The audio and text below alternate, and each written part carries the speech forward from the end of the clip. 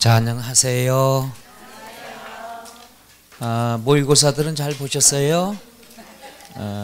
어려워서 많이 힘들었어요? 잘하셨어요. 우리가 지난 시간까지 조세총론하고 취득세 배웠죠? 따라서 이번 모의고사 때는 조세총론하고 취득세가 5문제가 나왔습니다.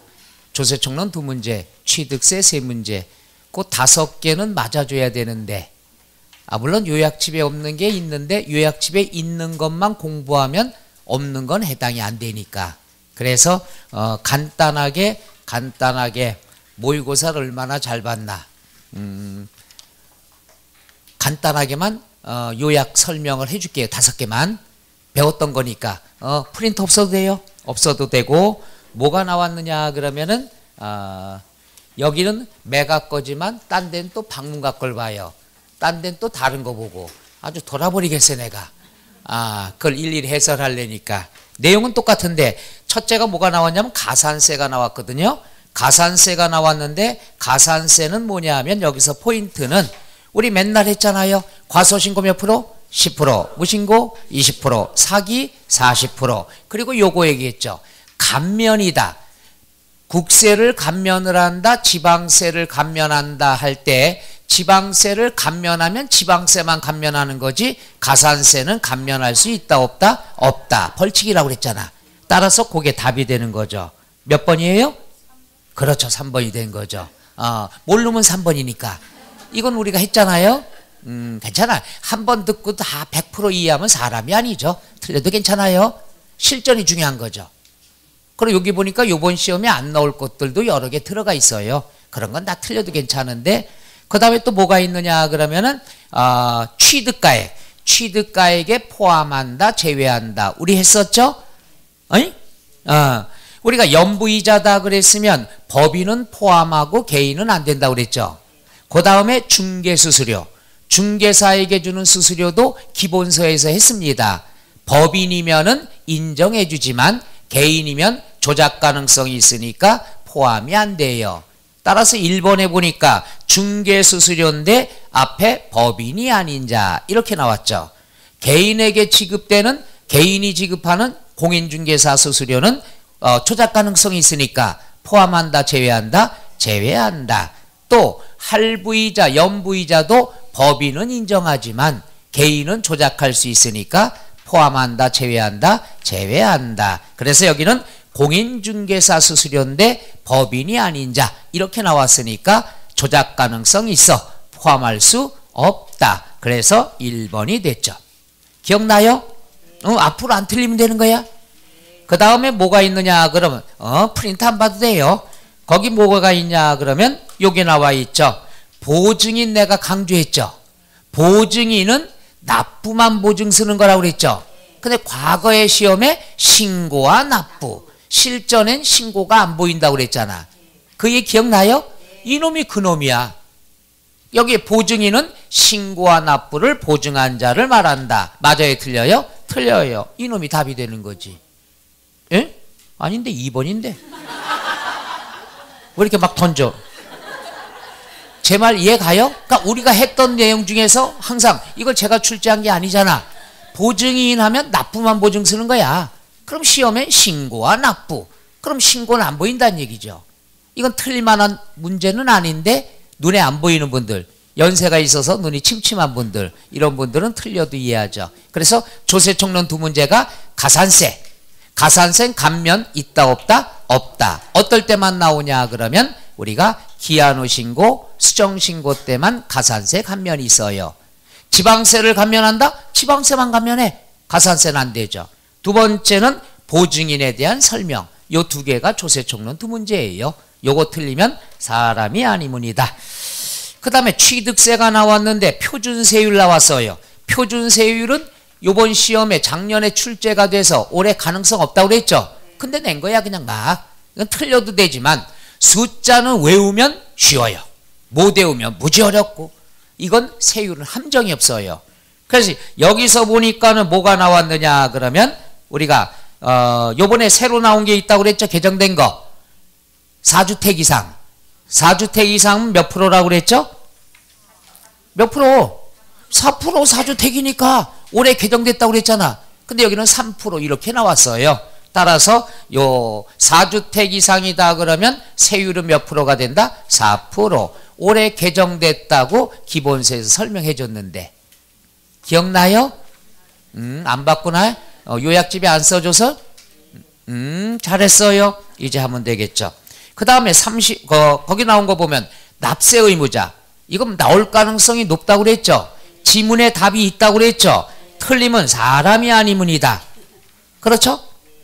여기에서 보면 뭐가 나와 있느냐 그러면은 우리가 배웠던 거 있죠. 사실상 취득하면 취득으로 본다. 맞죠? 조합원용으로 취득하면 조합원이 취득한 걸로 본다. 맞죠?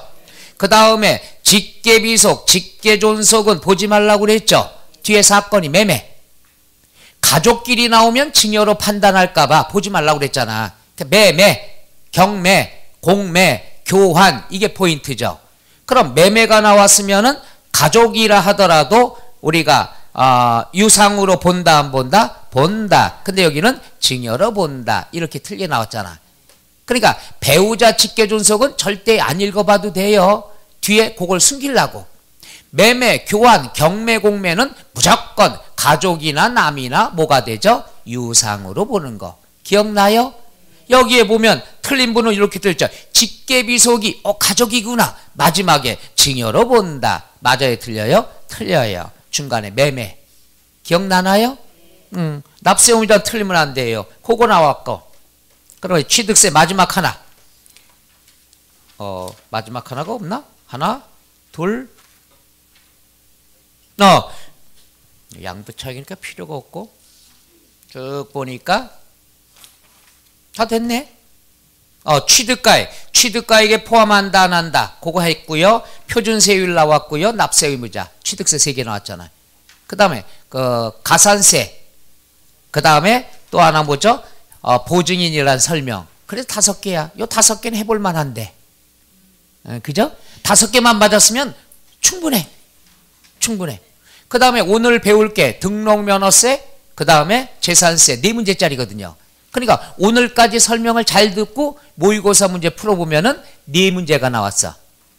그럼 앞에 5개, 오늘 할 거 4개, 이것만 알면 9개는 여기 소화할 수 있어요. 16개 중에서.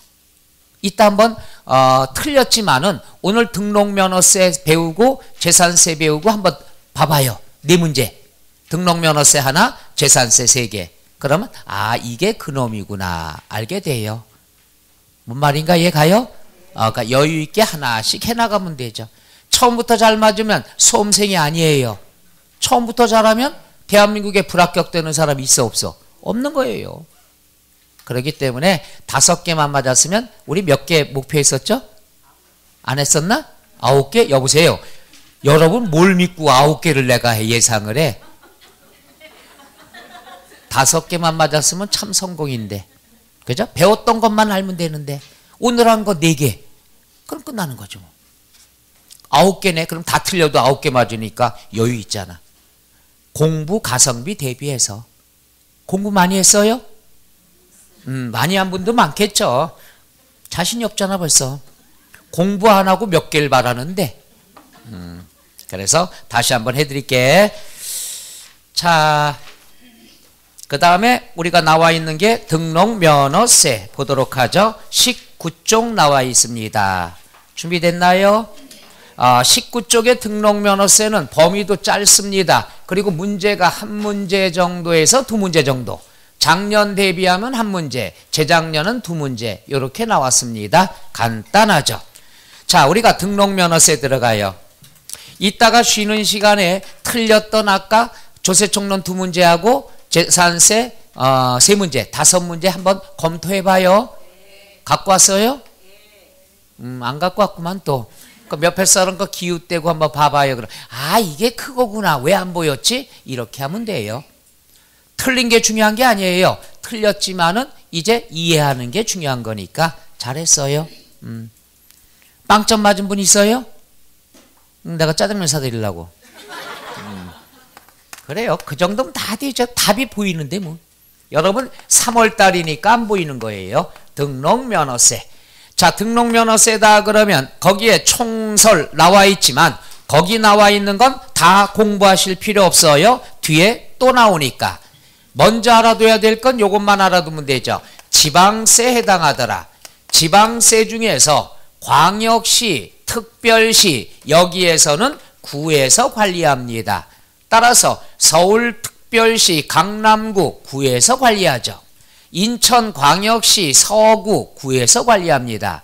그러나 도농지역이 있죠. 강원도, 경상도, 충청도 여기는 도에서 관리합니다. 그래서 도지역에선 도세가 되는 거고 광역시, 특별시에선 뭐가 된다? 구세가 됩니다. 혼자 튀니까 얘는 꼭 알아둬야 돼요. 지방세면서 뭐가 된다? 도구세. 따라해봐요. 도구세. 해석을 하면 개세라고 얘기하죠. 도구세, 개세가 된다. 그 다음 두 번째 형식주의다. 형식주의라는 건 이것이 사기라 하더라도 위법이라 하더라도 형식상의 요건만 갖추면 등기를 해줍니다. 그래서 완벽한 무슨 주의가 된다? 형식주의가 된다. 그 다음에 우리가 성격은 수수료 성격이에요. 수수료 성격이라는 건 선불이란 얘기죠. 다른 조세는 후불이에요. 취득해 취득일로부터 며칠, 양도해 양도일로부터 몇 개월 이렇게 후불이지만 등기할 때는 먼저 돈을 내야 돼요. 그래 먼저 금융기관에 돈을 내면 영수증 3통을 주죠. 등기법에서 배웠을 거예요.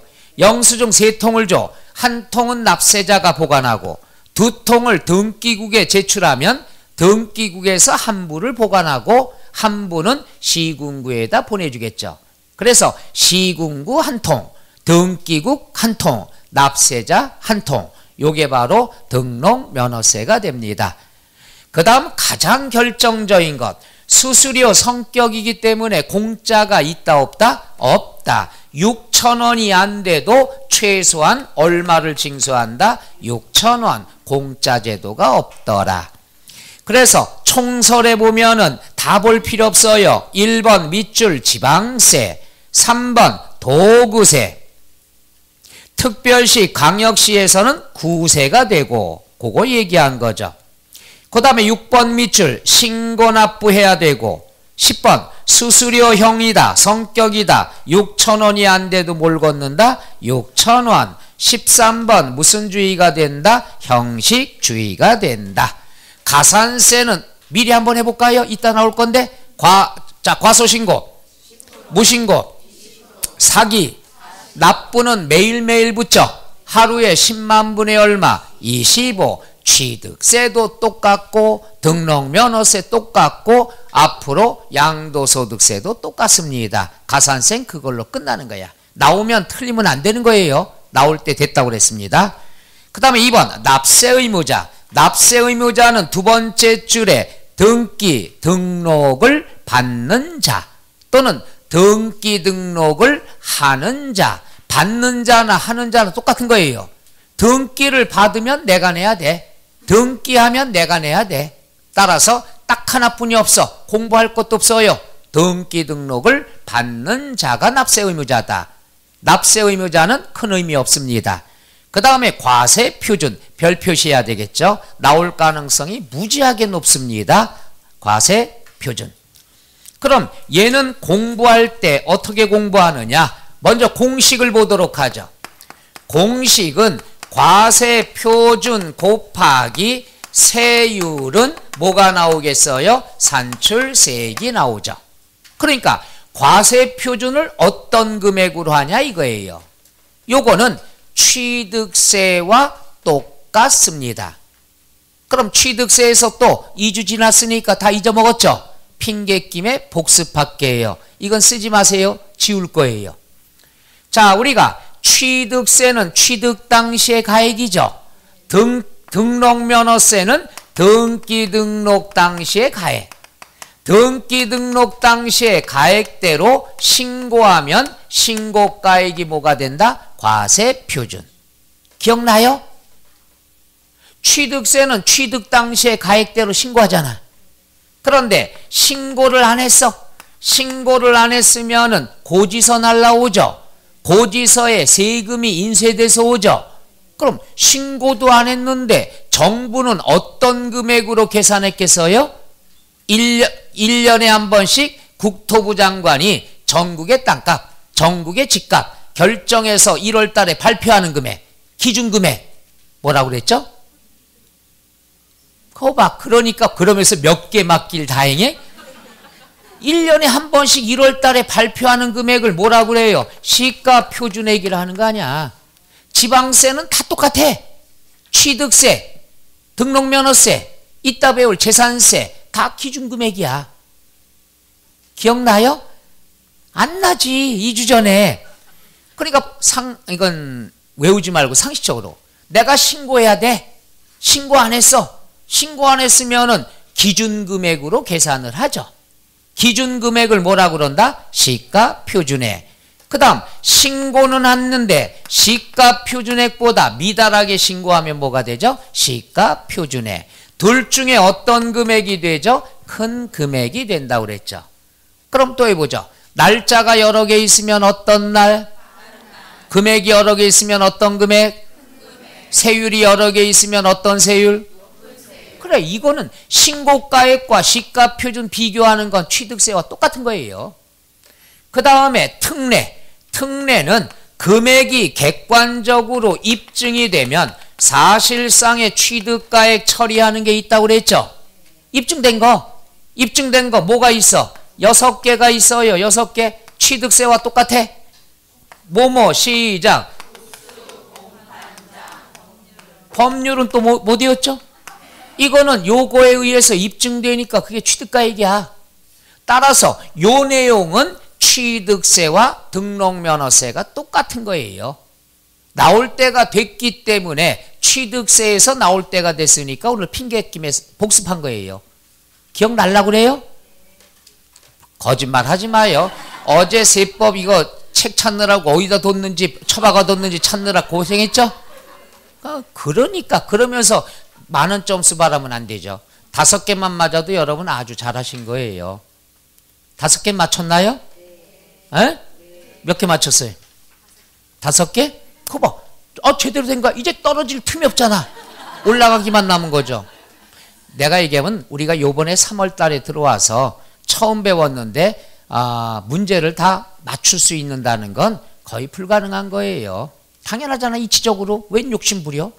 어떤 분이 그래. 나 7배뿐이 못 맞았어요. 잘한 거예요. 그죠? 어떤 사람은 2개뿐이 못 맞았어요. 공부 디리따 안 한 거예요. 5개 정 배운 것만 하자 이게요. 자, 오늘 이거 할게 이따가 또 나올 거니까 그죠? 한번 보죠.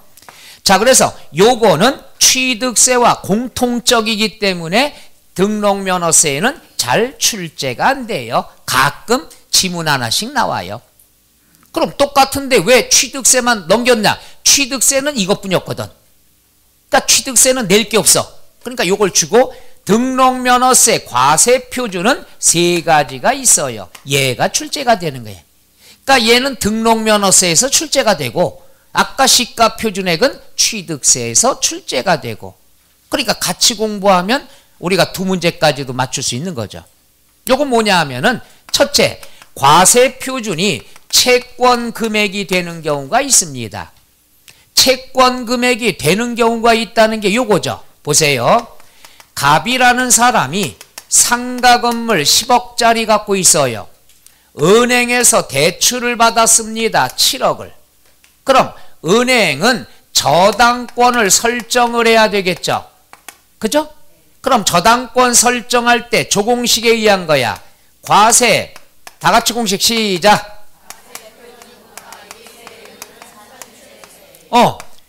항상 은행이 근저당을 설정하면 근저당권자가 누가 돼요? 은행, 채권자가 되겠죠.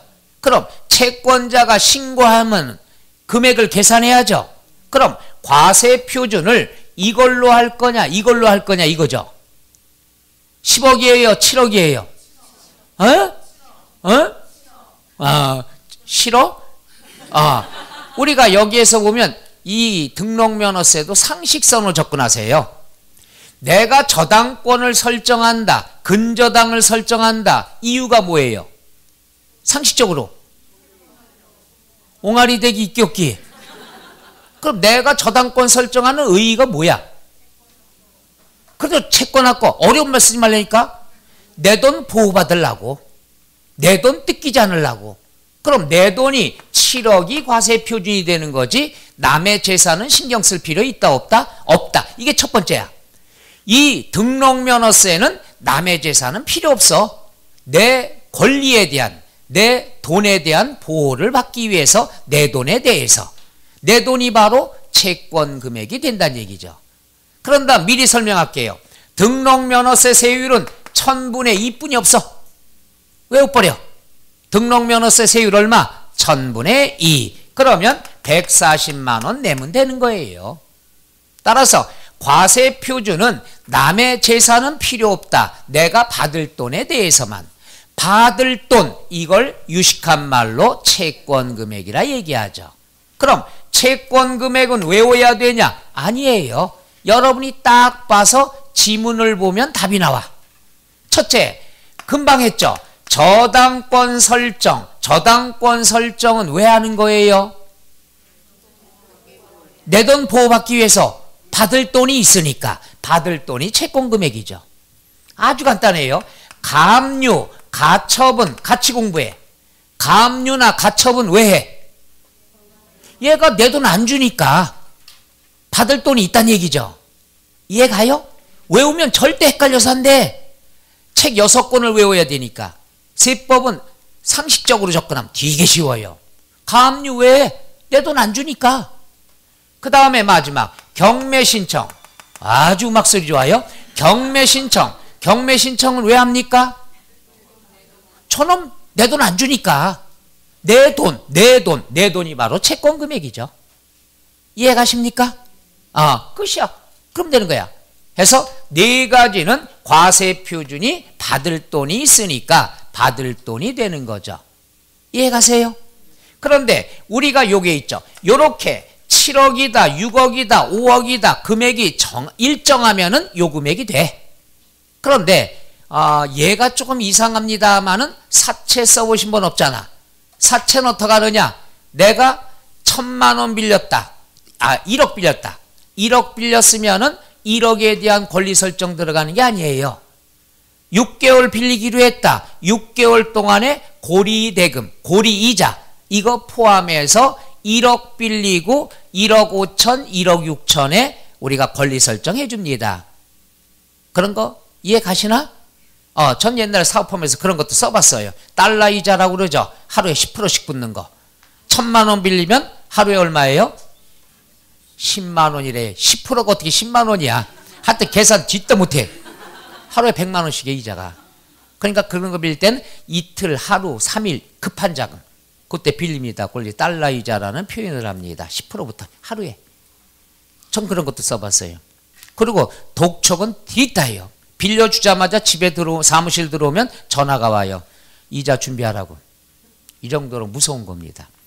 그럼 똑같아요. 내가 1억을 빌렸어. 채권 금액이 1억인데 우리가 권리 설정 들어갈 땐 1억에 그 사람들 안 합니다. 빌려준 돈에 대한 이자까지 포함을 해서 1억 5천, 1억 6천으로 잡아요. 따라서 우리가 일정한 채권 금액이 없다. 그러면 목적이 된 금액을 채권 금액으로 할 수 있다는 얘기죠. 이해가요? 7억이다. 그럼 7억이 되는 거고 사채처럼 이자까지 포함해야 된다. 그럼 목적이 된 금액 1억 5천을 채권 금액으로 할 수도 있다는 것. 사채업자 생각하면 되죠. 그 다음 두 번째가 뭐가 있느냐? 요거죠. 우리가 가등기가 있어요. 가등기다 그랬으면은 가등기 친다고 그러죠. 요거는 무엇에 의해서? 부동산가액에 의해서. 또는 가등기는 왜 치냐? 돈 받을 게 있어서. 따라서 가등기는 부동산가액일 때도 있고 채권 금액일 때도 있습니다. 그 다음에 뭐가 있느냐 그러면 지상권, 지역권 같이 공부하죠. 지상권은 땅 위에 시설물들이 되겠죠. 땅 위의 시설물이라는 건 부동산이 되겠죠. 따라서 지상권은 뭐에 대해서? 부동산 가액에 대해서. 그런데 지역권은 요역지가 있고 승역지가 있죠. 요역지는 누구 땅? 내 땅. 승역지는 승낙받아 쓰는 남의 땅이 되죠. 그럼 아까 얘기했죠. 권리 설정은 남의 거 신경 쓸 필요 있다 없다? 없다. 내 것만 신경 쓰는 거야. 따라서 내 땅을 뭐라 그러죠? 요역지. 그럼 요역지 가액에 대해서. 그러니까 이해하면 아주 쉬워요. 그 다음에 뭐가 있냐? 전세권, 임차권이 있는데 시험에 단골 메뉴가 임차권이에요. 여러분은 알아두실 때 전세권은 전세를 얘기하는 거고 임차권은 뭘 얘기할까? 월세를 얘기한다. 먼저 그렇게 접근해야죠. 그래서 임차권 설정 등기는 우리가 민법에서도 많이 했을 거예요. 자, 세법은 이렇게 봅니다. 갑이라는 사람 건물에 을이라는 사람이 전세 1억에 들어왔다. 오케이?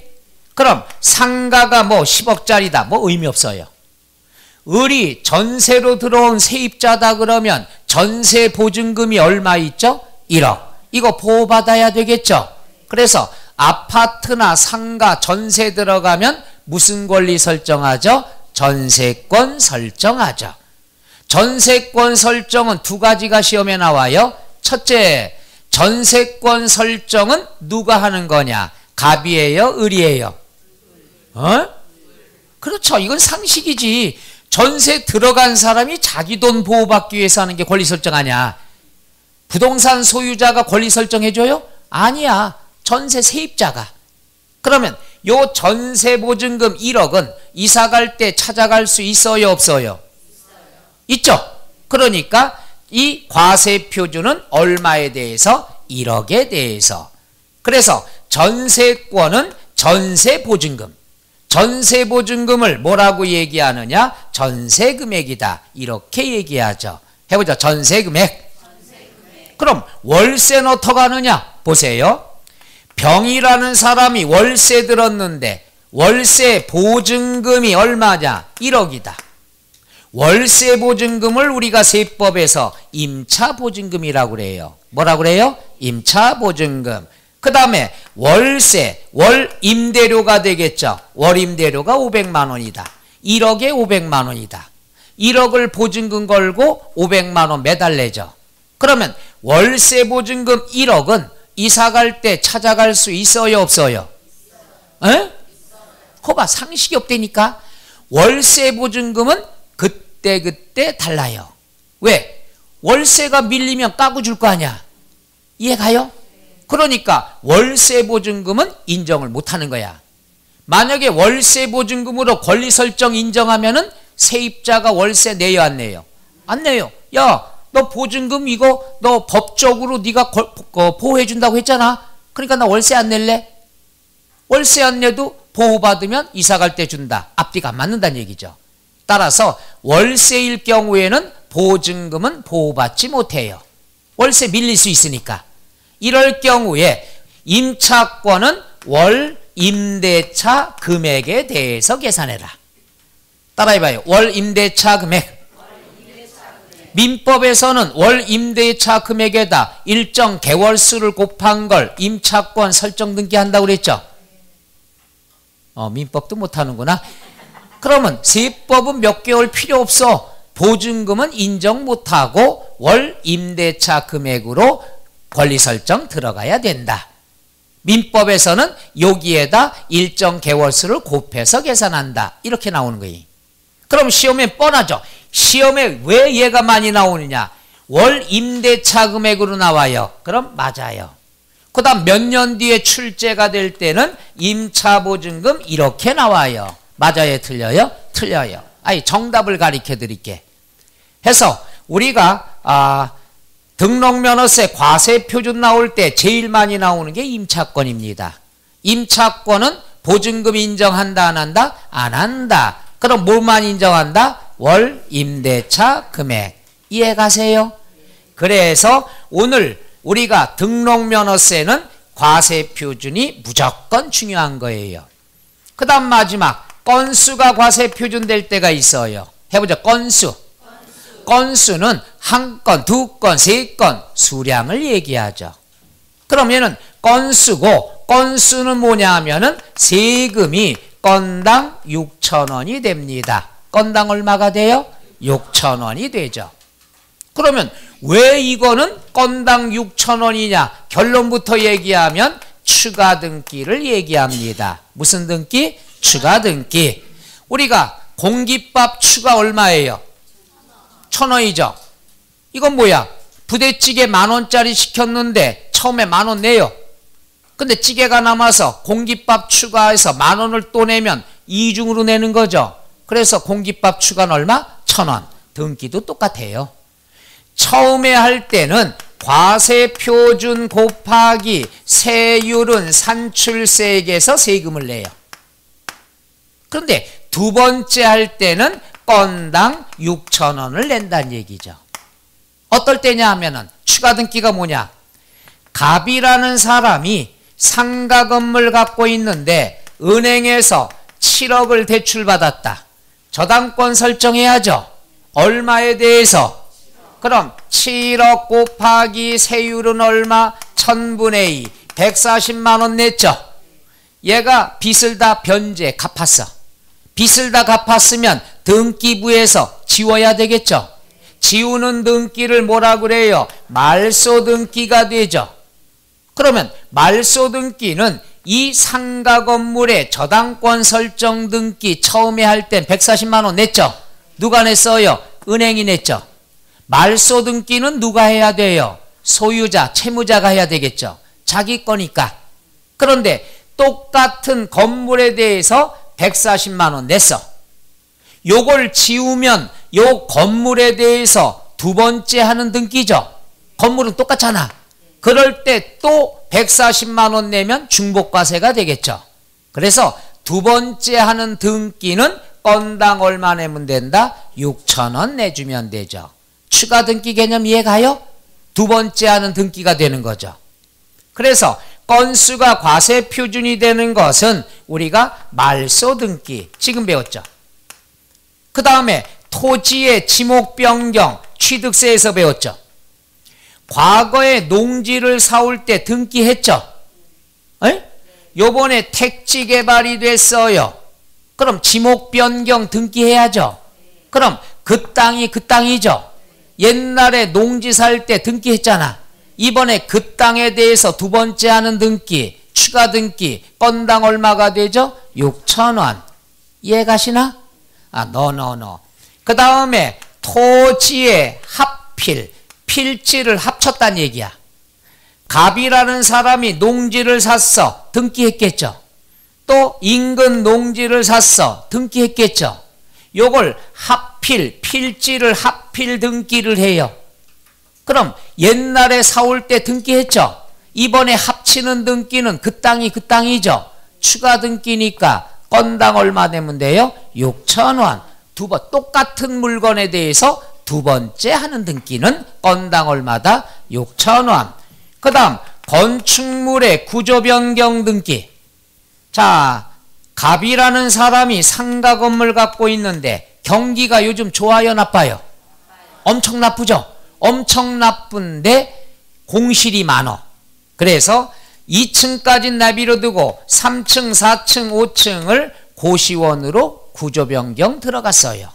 그럼 변경 등기 해야 되겠죠. 그 건물이 그 건물이죠. 옛날에 사올 때 등기했죠. 그 건물에 대해서 두 번째 추가 등기죠. 그럼 건당 얼마가 돼? 6,000원이 된다는 얘기죠. 그러니까 세법은 외우지 말래니까. 이게 첫 번째 등기냐 두 번째 등기냐. 두 번째 등기는 건당 얼마가 된다? 6,000원이 된다. 기억나요? 요거 내가 1월 달에 설명할 때 지저분하게 설명했는데 2월 달에. 그죠? 건수를 올리려고 그러면 알코올이 들어가야 돼.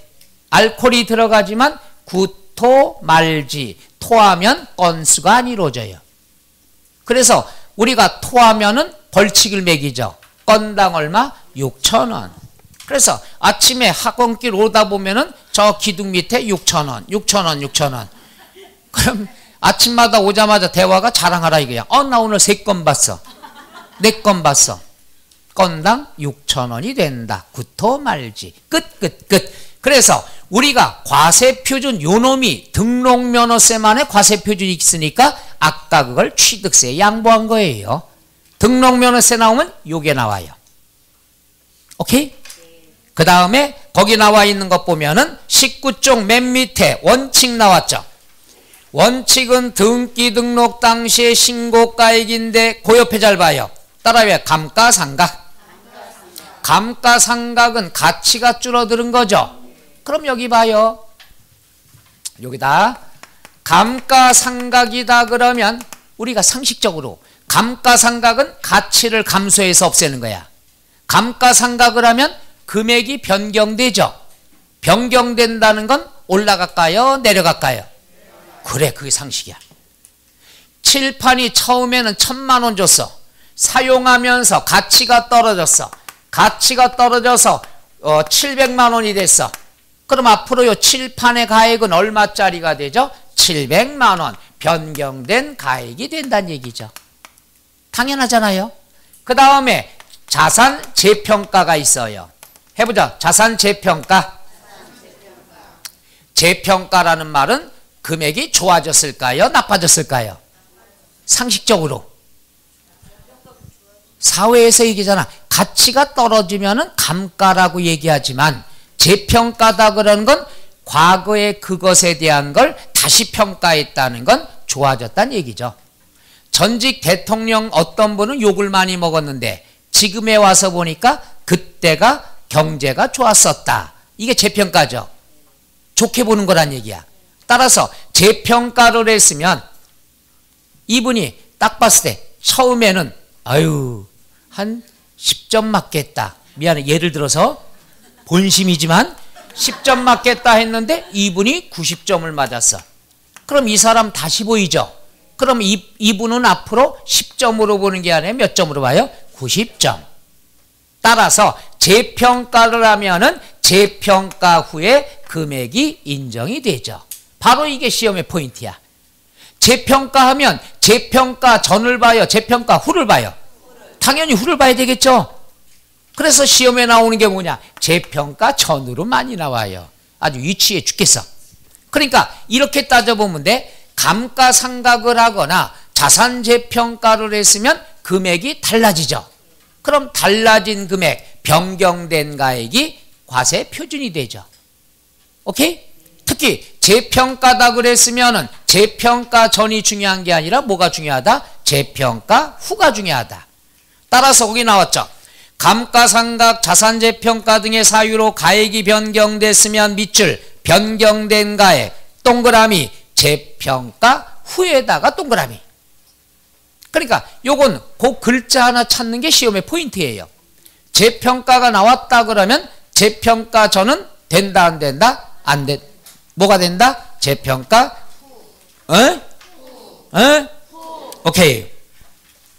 그렇게 불어서 내가 날아가겠어요? 2번 예외. 예외는 시가표준액. 시가표준액은 신고가액이 적을 때, 무신고했을 때 취득세와 똑같죠? 괄호 3번. 사실상의 취득가액은 6개 뭐뭐 시작 국수 공판장 법률. 따라서 괄호 3번까지에는 밑줄을 쳐놔요. 괄호 3번 밑에 왜 밑줄 쳤냐? 요건 취득세와 똑같기 때문에 꼭 알아두란 얘기죠.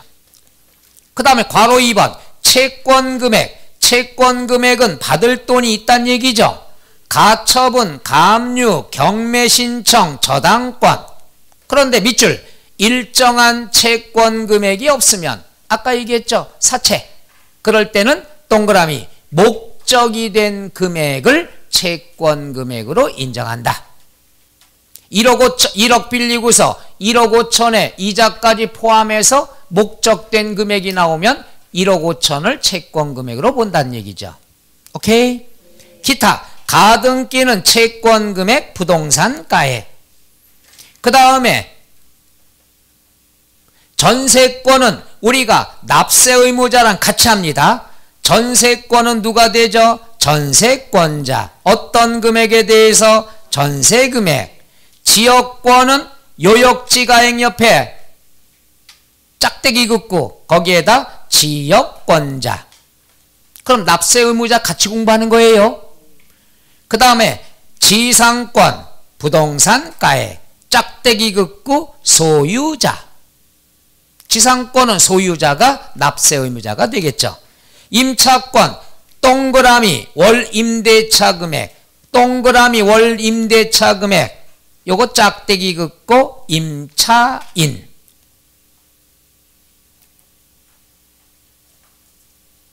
그 다음에 별표시 대위등기. 대위등기는 부동산 소유자가 납세 의무자가 된다. 대위등기 들어보셨나? 그 다음에 4번 건수 추가등기 건당 6,000원은 4가지 뭐뭐 시작 구, 토, 말, 지 이렇게 써주면 되죠. 그럼 보세요. 우리가 과세표준은 요거 꼭 알아둬야 되는데 시험에는 세율하고 같이 나옵니다. 세율은 두 가지예요. 권리다 그러면 1000분의 얼마가 된다? 2. 건당이다 그러면 건당 얼마가 된다? 6,000원이 된다는 얘기죠. 1000분위하고 6,000원. 오케이? 그 다음 그게 어떻게 하냐? 박스 괄호 2번에 나와 있죠. 그거는 과세표준 동그라미, 세율 동그라미 두 가지 같이 공부하라는 얘기예요. 꼭 해야 됩니다. 꼭 이번 시험에 유력합니다. 어딘지 못 찾았어요? 아이고 짠하다. 박스에 보면 위에 이렇게 과세표준 동그라미, 세율 동그라미. 그 다음에 괄호 1번에 부동산 관련 등기 나와 있죠. 부동산 관련 등기는 요거예요. 자 보세요. 지난 시간에 지겹게 했죠. 취득세 표준세율 속에는 취득과 등기가 포함된 거라고 그랬죠. 여기에서 취득과 관련된 건 몇 프로?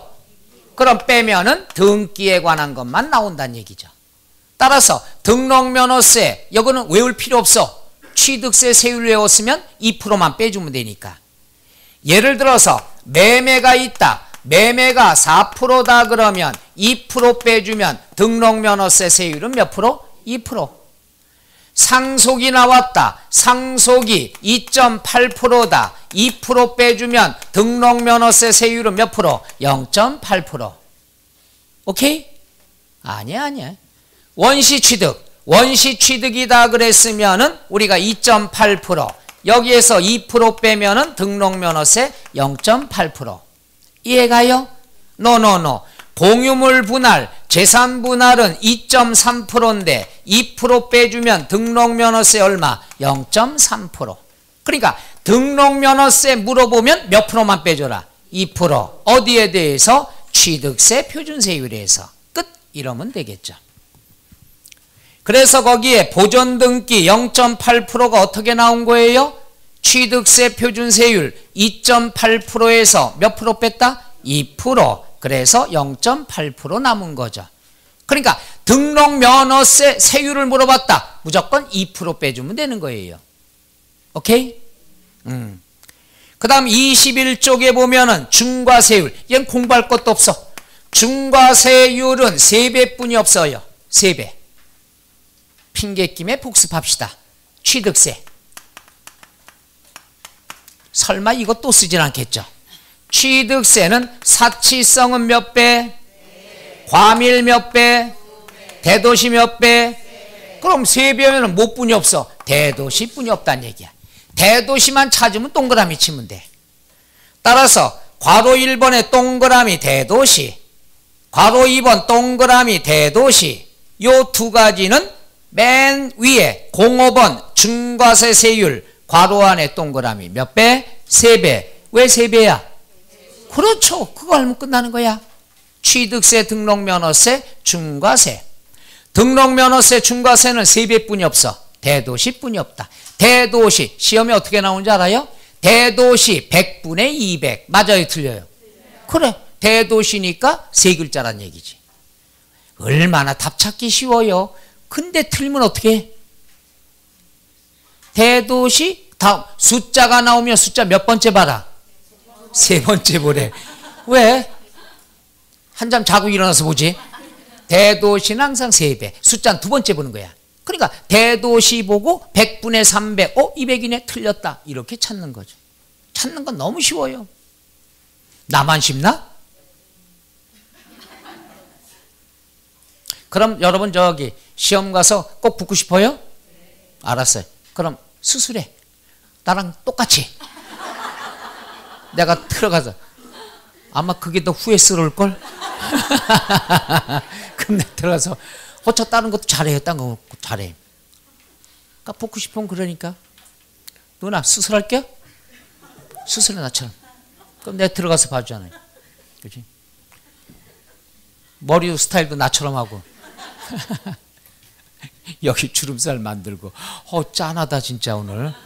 왜 이러지? 근데 괄호 3번의 밑줄 중과세 제외되는 범위. 그럼 대도시에 본점을 세우면 중과세 3배를 하는데 대도시에 설립을 해도 중과세 안 하는 업종들은 뭐냐? 첫째, 서민을 위한 업종. 1번 동그라미 은행업, 2번 농수산물 도매시장, 3번 의료업. 여기까지는 내가 이해해. 왜? 서민들을 위한 업종이니까. 은행이 가까운 데 있어야 서민이 사용하기 편하겠죠. 근데 점차 어떻게 돼요? 은행이 다 문 닫죠. 온라인으로 다 하고 ATM 기계가 다 하고. 그렇죠? 나이 드신 분도 다 종이 통장 없애죠. 그래서 어르신들은 지금은 어르신들은 종이 통장 만들어 드립니다만은 점차 없애져요. 연세 드신 분은 이제 방문할 때가 많이 축소가 되죠. 점포수가. 그렇다고 인터넷 활용하는 것도 아니고 어떤 대책이 좀 세워야 되는 게. 그죠? 그 다음에 4번. 4번은 이해를 못하겠다 이게야. 할부금융. 할부금융은 왜 대도시에 설립해도 중과세 안 하는지 아직까지도 내가 이해가 안 가는 거예요. 이걸 매년 내가 꽁시렁 댔더니 2년 전인가 3년 전에 시험에 이게 나왔어요. 그 수험생분들이 시험 끝나고는 그랬더니 꽁시렁 대던 거 나왔다고. 요거 그래서 나와서 틀린 사람이 없었고, 그 다음에 꽁시렁 됐다가 작년에 출제된 거 하나 있었고, 올해 개정된 것도 있고. 그죠? 꽁시렁대가 돼야 돼. 제가 꽁시렁 되는 건 제가 긍정적인 사람인데 세법상 도대체 이해가 안 되는 것들이 있어요. 이런 것들은 꽁시렁 될 수밖에 없다. 그 다음에 비과세. 비과세는 첫째 1번 국가가 자기를 위해서 하는 것. 괄호 열고 하나 써놔요. 국가간. 국가간. 국가간이라는 것. 1번의 국가, 국가간 요거는 취득세, 등록면허세, 재산세, 다 비과세야. 똑같아. 국가가 하는 건 과세, 비과세, 비과세. 국가가는 뭐냐? 미국에 있는 우리 대사관 건물을 비과세하면 우리나라도 비과세해 주겠다. 니네 나라가 과세하면 우리도 과세하겠다. 이건 뭐 국가간 요렇게만 써놔도 이해가겠죠. 그 다음 나머지는 뭐냐? 이거예요. 등록면허세. 정책이 변경이 됐다. 담당 공무원이 실수했다. 무조건 비과세. 마지막, 내가 짠하다. 짠하면 무조건 비과세. 그러니까 국가가 하는 거 정책이 변경되고 공무원 착오했을 때, 세 번째 내가 짠하게 됐을 때. 그럼 2번 보죠. 행정구역 변경, 그 다음에 주민등록 변경, 담당 공무원의 착오, 과세, 비과세, 비과세. 3번 회사 정리, 특별 청산, 망했다 이거야. 짠하니까 뭐가 되죠? 비과세. 4번 동그라미 묘지. 어디 있나 찾아봐요. 무덤에 동그라미 치지 말고 묘지. 무덤과 묘지 차이점 아셔요? 무덤은 봉우리. 그럼 봉우리만 있어요? 저라면 상판도 상석도 있어야죠. 여기다가 나무도 심어놔야죠. 요거를 합해서 묘지. 요거를 뭐라 그래? 무덤. 누워있으면 무덤. 그 근처에 딸린 땅을 묘지. 오케이. 따라서 묘지로만 동그라미 치면 돼요. 묘지는 과세, 비과세? 왜? 짠하니까. 그 다음에 5번 보죠. 5번은 동그라미 압류, 동그라미 압류 해제. 뺏겼어. 짠하죠? 과세, 비과세? 비과세. 최근에 나온 게 압류, 압류 해제 등기 비과세가 출제가 됐었습니다. 그러니까 등록면허세 3가지 국가가 하는 거, 정책이 변경된 거. 세 번째, 내가 짠하게 됐을 때. 짠하게 된 건 세 가지뿐이 없어요. 회사 정리.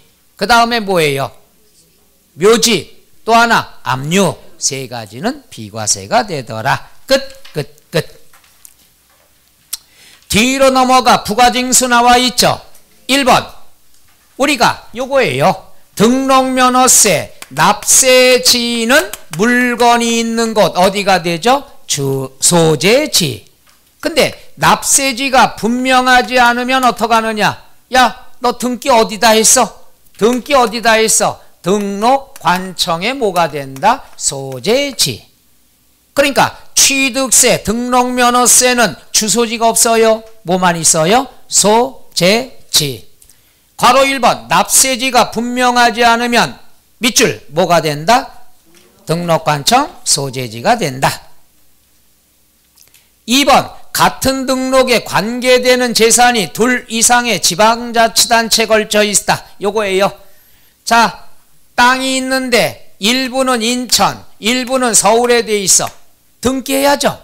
등기는 얘는 자를 수가 없어. 등기는 어떻게 하느냐? 내가 선택할 수 있어. 서울에다 해야지. 그럼 서울이 되는 거고, 인천에다 해야지. 인천이 되는 거죠. 따라서 똑같은 물건이 둘 이상의 지방자치단체에 걸려 있을 때는 내가 선택한 곳. 선택한 곳이 뭐가 될까? 등록관청 소재지. 무슨 말인가 이해 가나요? 등기는 잘라서 하는 게 아니에요. 한 통으로 해야 된다. 그 다음에 3번 같은 채권 요거죠. 내가 10억짜리 상가가 있는데 은행에서 7억을 빌렸어요. 그럼 저당권 설정해야죠. 어이? 그런데 이게 저당권 설정 서울에 거 했어요. 그런데 어느 날 태풍이 와가지고 상가 건물이 반파가 됐어요. 그럼 가치가 떨어지겠죠. 그러면 7억을 보호받을 수 없겠죠. 이럴 때 채권자는 추가 담보를 요구할 때가 있겠죠. 야, 너 저 서울 상가 건물 이거 부러졌다며? 그럼 우리 보호받을 수 없으니까 다른 걸로 한번 추가 담보해줘. 그래서 인천에 있는 상가 건물을 추가 담보를 제공했어. 그럼 7억에 대해서 같은 채권에 대해서 둘 이상의 담보 설정이 됐으면 하나의 담보로 봅니다. 하나의 담보 7억에 대해서. 이럴 땐 소재지가 어디가 되느냐? 처음 등기한 곳. 처음 등록관청 소재지가 되죠. 읽어볼게요. 같은 채권의 담보를 위하여 설정하는 둘 이상의 저당권은 하나의 등록으로 보아 밑줄 처음 등록관청 소재지가 납세지가 된다. 괄호 4번의 원칙. 원칙은 1번 항상 알아두라고 그랬죠. 두 번째 줄 등기 등록하기 전까지 선불이에요. 그 다음에 반괄호 2번은 앞에다 써놔요. 추가 신고 납부. 요건 취득세와 똑같습니다. 취득세와 똑같이 어떻게 된다? 60일 이내. 며칠 이내? 괄호 안에 가산세 포함 제외, 제외. 기억나나요? 취득세와 똑같습니다. 예외. 신고를 안 하면 고지서 날라오죠. 고지서에 뭐가 인쇄돼서 오죠? 가산세. 자, 빨리 해봅시다. 과소신고, 무신고, 사기, 납부는 하루에 10만 분의 25. 가산세는 똑같아요. 오늘하고 다음 시간 양도소득세 할 때 또 나옵니다. 그 다음에 7번 동그라미 신고의제. 신고의제. 의제라는 것은 간주라는 말이라고 그랬죠. 내가 이렇게 표현했어요. 바깥분이 월급을 현찰로 가져와서 월급이에요. 이러면 신고예요. 그리고 돈을 주면 납부예요. 신고와 납부. 월급이에요. 돈 주면 끝이야.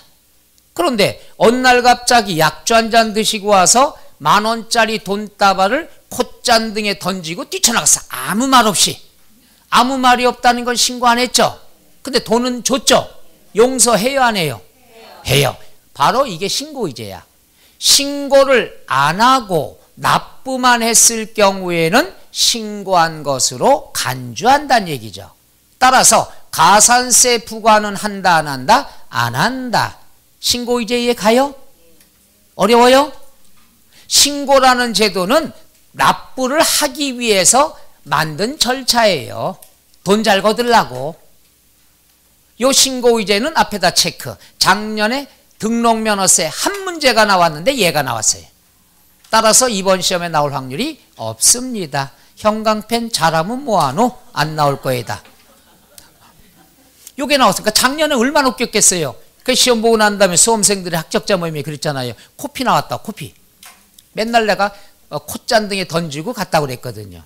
그 밤에 남은 사람은 코피 줄줄 흘리면서 돈 쉬는 거야. 그래서 가끔 씩씩 웃고 밖에 비 오면 무서워서 못 들어가는 거죠. 돈만 있으면 좋죠? 코피 터져도 돈만 있으면 좋죠? 어느 분야? 나와 내가 코피 터뜨려줄게. 그 다음에 8번 지방세, 재산세는 지방교육세 몇 프로 나옵니까? 20%. 끝. 이게 전체예요. 시험에 나오면 이 안에서 나오는 거예요. 한 문제가 나오면 땡큐, 두 문제가 나와도 땡큐가 되는 거죠.